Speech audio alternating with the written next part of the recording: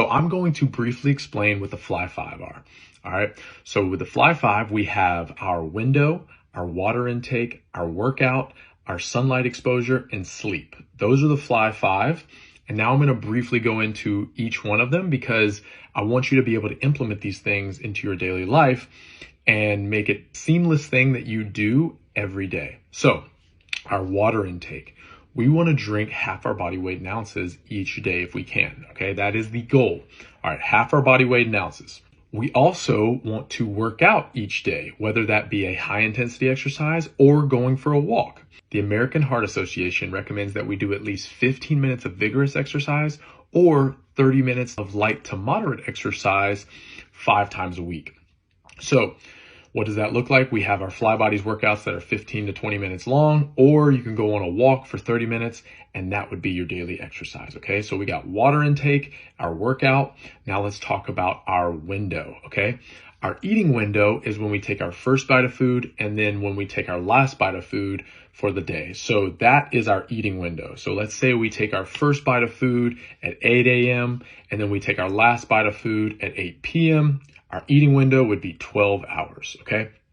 And a lot of people have heard of intermittent fasting. We're not going to get into that too much right now, but basically our eating window should be some form of intermittent fasting. It doesn't have to be 8 hours, 6 hours, 4 hours. It doesn't have to be super extreme. They have seen many benefits from doing a 12-hour window to start off with to make it very manageable, okay? So we got water intake, workout, eating window. Let's talk about sunlight. We want to try to get outside and view natural sunlight for at least 15 minutes out of the day. Now, there's a lot of benefits with that. That's going to set your circadian rhythm if you do it first thing in the morning. And then also you're going to get some vitamin D from that, okay?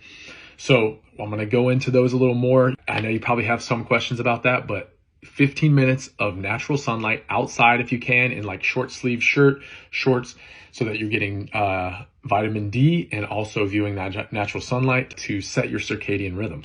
All right, now we want to talk about sleep, the fifth one. Sleep is probably the most important, but probably the most elusive thing as well, because it takes, for some people, it's very tough to get good sleep. For others, it's not that hard. We want to try to get at least 7 to 9 hours of sleep on average each night. Now, that's not always going to be the case, but that's what we want to strive for. And they say through research, the most beneficial time for us to be asleep is from 10 p.m. to 2 a.m. So that doesn't mean that you only get to sleep during that period. But no, they say that our mind and our body does the best recovery during that time period, okay? So a healthy time to go to sleep would be 9:30 or 10, and then wake up around 6 or 6:30, maybe. And so that's, if you go to bed at 10 and wake up at 6, that's 8 hours. All right. That's a good night's sleep. And I know for some people that's not always going to be the case for some people. Newborns, jobs, significant others, you got stuff to do. Totally get it. But that's what we want to strive for. We want to strive to go to bed at a reasonable time, around 10, maybe 11 o'clock. And then wake up around 6 or 7 o'clock. All right. And I know that's going to vary for some people because of your schedules. So those are the Fly5. All right. Our water intake, our workout, our window, our sunlight, and our sleep. Those are the 5 things we want to focus on, because if we do those things incrementally and consistently over time, you'll live a happier and healthier and more productive life, okay? You can really focus on fixing other things in your life, like your diet or the types of workouts you want to do, but we want to consistently do those 5 things on a daily basis so that you can build up these habits. And that's the main thing we're trying to do. We're trying to build good habits so that while we are doing these things, we can figure out what's the best diet, what's the best workout, what's the best way to go to sleep. It's not going to be perfect to begin with. I promise you that. It's not going to be perfect. You're going to try to figure stuff out.